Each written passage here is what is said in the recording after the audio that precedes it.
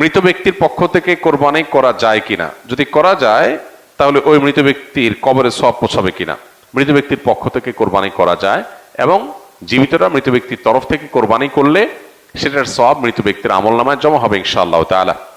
মৃত ব্যক্তির পক্ষ থেকে কোরবানি যে করা যায় এর বহু দলিল রয়েছে, বহু প্রমাণ রয়েছে। আলী রাদিয়াল্লাহু তাআলা আনহুর মধ্যে এটি তার আমল দ্বারা প্রমাণিত যে তিনি মৃত ব্যক্তির তরফ থেকে কোরবানি করেছেন, সাহাবীরা অনেকেই করেছেন। নবী করিম সাল্লাল্লাহু আলাইহি সাল্লাম তার তরফ থেকে করার পাশাপাশি ইব্রাহিম আলাইহিস সালাম এবং পরবর্তী উম্মার তরফ থেকে তিনি কোরবানি করেছেন। সো যিনি নাই, অনুপস্থিত বা মৃত, এই ব্যক্তির তরফ থেকে কোরবানি করা সর্বসম্মতিক্রমে উলামা ইকরামতে জায়েজ।